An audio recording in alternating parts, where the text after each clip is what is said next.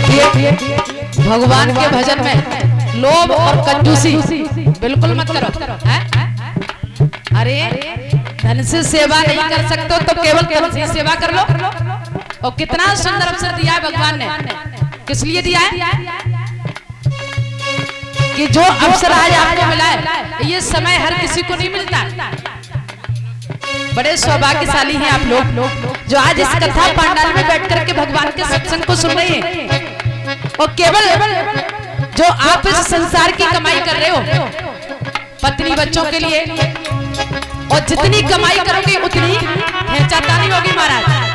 इसलिए कुछ ऐसी कमाई कर लो जो आपकी यहाँ भी काम आ सके और मरने के बाद वहां भी काम आ सके। इसलिए लिखा कुछ नहीं बिगड़ेगा तेरा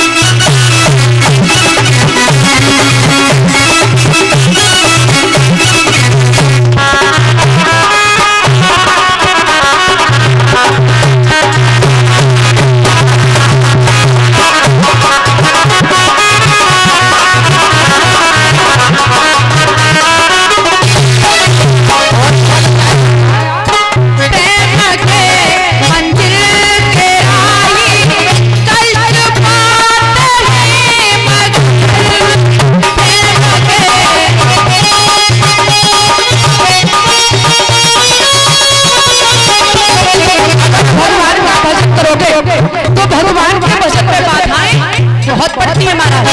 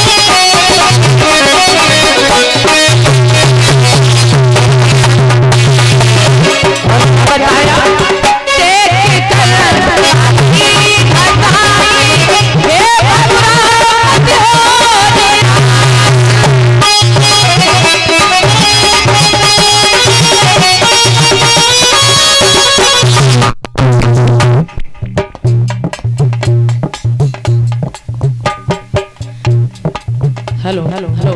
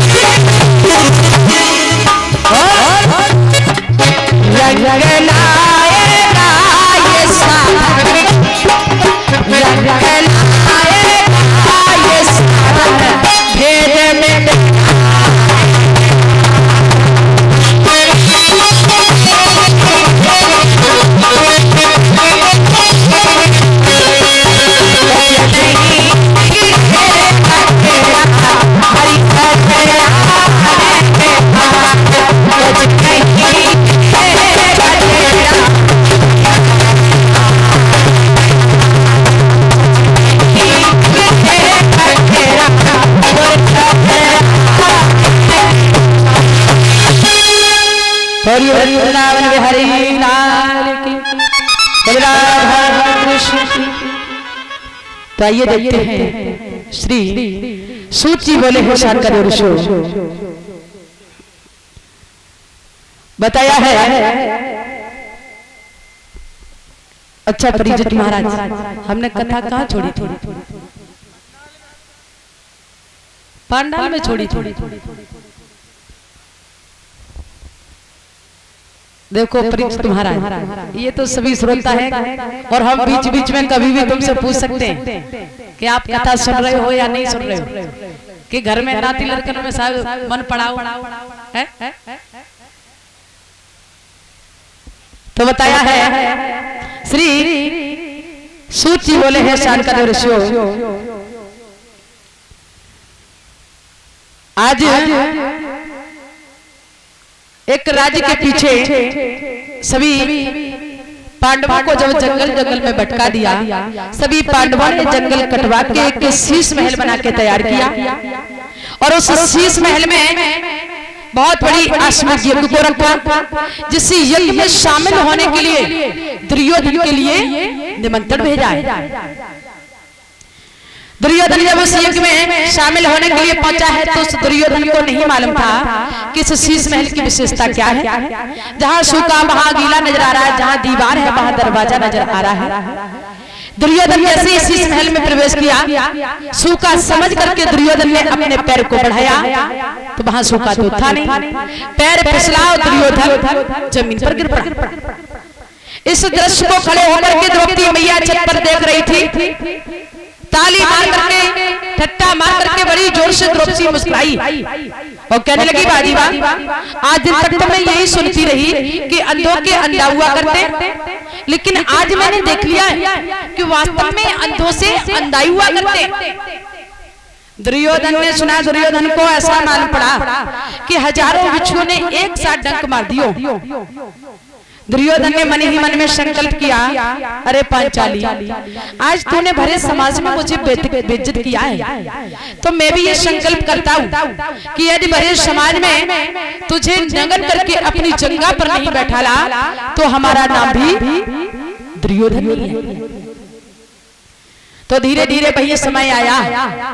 एक बार हस्तिनापुर में जुए की मारामारी चल रही है। दुर्योधन अपनी पत्नी भानुमति को लेकर के हस्तिनापुर में पहुंचे हैं।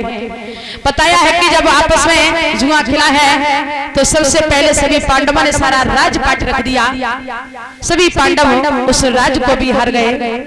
अंत में द्रौपदी मैया को दांव पर रख दिया। क्या हुआ कि आज द्रौपदी मैया को भी पांडव हार जाते हैं।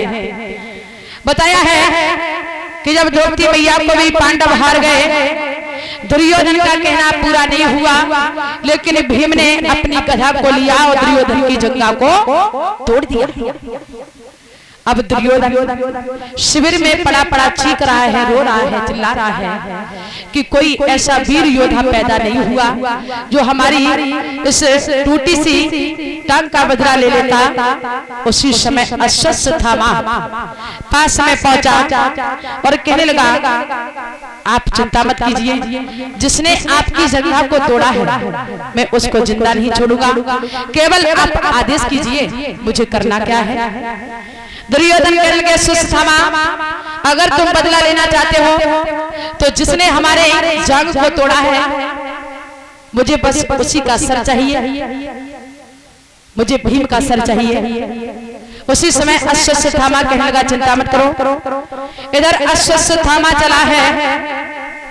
बताया कि अश्वत्थामा ने मन में विचार किया कि मैं आज भीम के सर को काट के लाऊंगा। अश्वत्थामा चला है। भगवान कन्हैया को पता चला कि आज पांडव मारे जाएंगे, तो जिस शिविर में पांडव थे वहां बच्चों को लिटा दिया, जहां बच्चे थे वहां पांडवों को लिटा दिया। अश्वत्थामा नहीं समझा। जैसे ही पांडव समझ करके अश्वत्थामा ने 5 बच्चों के सर को काटा और लेकर के दुर्योधन के पास में पहुंचे हैं, और जो भीम जैसे मुक्का बालक था उसकी खोपड़ी को निकाला और दुर्योधन को दिया है। दुर्योधन ने जैसे ही जरा सा दबाव डाला तो वो जो खोपड़ी थी खोपड़ी फूट गई। दुर्योधन कहने लगे, अश्वत्थामा ये भीम का सर नहीं हो सकता। अरे मैंने कितना प्रहार किया और फिर भी उसका बाल बांका नहीं कर पाया। इसका मतलब ये किसी बच्चे के सर लेके आए हो। अश्वत्थामा को पता चला है कि ये पांचों पांडवों के सर नहीं है, पांचों बच्चों के सर हैं। तो आज दुर्योधन को बहुत दुख हुआ। बताया है कि दुर्योधन ने आज उन बच्चों के वियोग में अश्वत्थामा को समझाया है, रे अश्वत्थामा, हमारी दुश्मनी हमारे भाइयों से थी, ना के बच्चों से, और तूने तो सारा वंश ही खत्म कर दिया। बताया है कि उन बच्चों के वियोग में दुर्योधन ने अपने प्राणों को त्याग दिया। बोली वृंदावन बिहारी लाल की, बोले राधा कृष्ण की। बताया है कि धीरे धीरे जब समय व्यतीत हुआ है, इधर जब समय हुआ तो मैया द्रौपदी अपने बच्चों का इंतजार कर रही है। सुबह होते ही होते वो बालक अपनी मां के चरणों को स्पर्श करते थे, लेकिन आज बहुत समय हो गया, बहुत दिन चढ़ गया, एक भी बालक मैया के पास नहीं गए। द्रौपदी मैया शिविर में पहुंची, जाकर के देखा है तो पांचों बच्चों के धड़ पड़े हैं, सर एक भी नहीं है। द्रौपदी मैया ने अपने सर को जमीन पर पटक दिया है। नाथ नटवर, ये क्या हुआ? कन्हैया, अब हम क्या करेंगे? जो हमारे पांचों बच्चे थे, पांचों बच्चे हमारे हाथों से निकल गए। पता चला है कि पांचों बच्चों का वध अश्वत्थामा ने किया है। अर्जुन को क्रोध आया, अर्जुन ने भगवान कन्हैया को साथ में लिया और वीर यानी कि अश्वत्थामा को पकड़ने के लिए पहुंचे हैं। अश्वत्थामा को पकड़ के रथ से बांध लिया, द्रौपदी के पास लेकर के पहुंचे हैं। अर्जुन कहने लगे, द्रौपदी, इसने तुम्हारे नाचान बच्चों की हत्या की है, अब तुम बताओ द्रौपदी कि इसके साथ में क्या व्यवहार किया जाए। द्रौपदी मैया को दया आ गई, झोली पसार के खड़ी हो गई, कहने लगी, कन्हैया, मैंने जीवन में कभी आपसे कुछ नहीं मांगा है, यदि आप हमें देना चाहते हैं तो कुछ ज्यादा नहीं, मुझे इस ब्राह्मण के प्राणों का दान दे दो। अर्जुन कहने लगे, द्रौपदी क्या कह रही हो? अरे इसने नादान बच्चों की हत्या की है और तुम कह रही हो कि मैं इसको छोड़ दूं? मैं इसको छोड़ नहीं सकता, ये बहुत बड़े पापी है। अर्जुन कन्हैया के पास में खड़े हुए, प्रभु कन्हैया समझाते हैं, अर्जुन देखो, इसने नादान बच्चों की हत्या की है, ये बहुत बड़ा पापी है, बहुत बड़ा गुनहगार है, और इसको छोड़ना ये भी बहुत बड़ा पाप है। अर्जुन एक काम करो कि ये मर भी जाए और बच भी जाए, ऐसा काम करो। अर्जुन ने मन में विचार किया। उसी समय अश्वत्थामा के बालों को मुड़वाया, काला मुंह किया, गधे पर बैठाला और सारी शिविर में घुमाया। कहा जाता है ना कि काली काजल से भी काली होती है, लेकिन महाराज ये भी सत्य है, काली होती तो है लेकिन सबके लिए नहीं। कुछ लोग ऐसे पड़े हुए हैं जैसे अश्वत्थामा हुआ, सारी शिविर में घुमा दिया और फिर भी उसके ऊपर किसी भी प्रकार का प्रभाव नहीं हुआ। अश्वत्थामा को चैन नहीं पड़ा। अश्वत्थामा ने अग्निबाण को छोड़ा है। जो अभिमन्यु की पत्नी उत्तरा गर्भवती थी, उस गर्भ को जलाने लगा है। उत्तरा त्राहि माम करने लगी है, नाथ आप हमारे गर्भ की रक्षा कीजिए। प्रभु ने गर्भ में जाकर के उस बच्चे की रक्षा की है। धीरे धीरे जब समय पूरा हुआ है तो अभिमन्यु पत्नी उत्तरा ने बड़े सुंदर बालक को जन्म दिया है, जिस बालक का नाम रखा गया परीक्षित लाल। बोलिए परीक्षित महाराज की, बोलिए कन्हैया लाल की। एक दिन धीरे धीरे जब परीक्षित लाल सियाने हुए हैं, घोड़े पर सवार हुए, वो विचार किया है जो उनके बूढ़े बुजुर्गों का हाथ का एक सोने का मुकुट रखा था, उसी मुकुट को परीक्षित ने लिया और जब अपने सर पर धारण किया है, उस मुकुट को धारण करके आगे बढ़े हैं। तो देखा है, क्या देखा कि एक गाय है, उसके पीछे लंगड़ाता हुआ बैल, और उसके पीछे काला कलूटा पुरुष है, कभी गाय को मारता कभी बैल को मारता है। गाय माँ ने परीक्षित महाराज को देखा, चिल्लाने लगी, महाराज आप हमारे धर्म की रक्षा कीजिए, हमारे धर्म की रक्षा कीजिए। परीक्षित लाल ने देखा, परीक्षित लाल कहने लगे, हे माँ आप कौन हैं? आप हमें बताइए आप कौन हो? तो उसी समय गाय माँ कहने लगी, महाराज मैं कोई साधारण गाय नहीं हूँ, मैं एक पृथ्वी हूँ, और हमारे पीछे जो लंगड़ाता हुआ बैल है, ये बैल नहीं है, ये धर्म है। मैं अपने धर्म को लेकर भाग रही हूँ, और महाराज जो आप हमारे पीछे काला कलूटा पुरुष देख रहे हो, ये कलयुग है। महाराज मैं अपने धर्म को लेकर के भाग रही हूँ, आप हमारे धर्म की रक्षा कीजिए।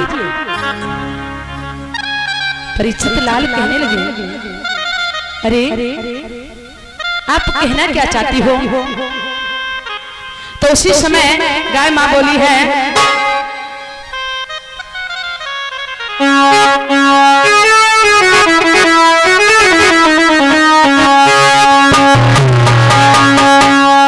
कि मेरे मालिक कहाँ सो रहा है, कि मेरे मालिक कहाँ सो रहा है,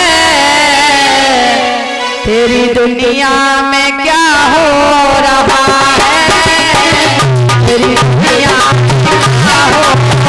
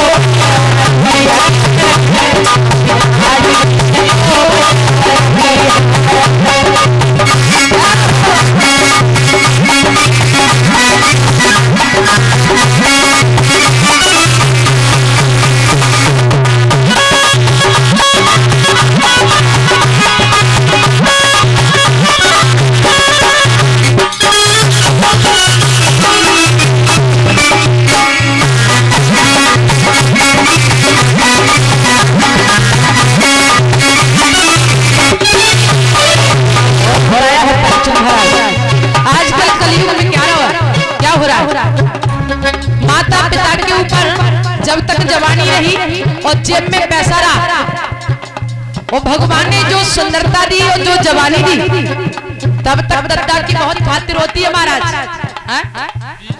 और जैसे ही बुढ़ापा आया, जो भगवान ने जवानी दी वो जवानी भी चली गई, और जेब में जो पैसा था वो पैसा भी खर्च हो गया। अब बब्बा की औकात इतनी नहीं रही जो घर में नाती होता है। अरे जब तक कमाई रही तब तक बहुत औकात रही, और कमाई खत्म तो औकात भी खत्म।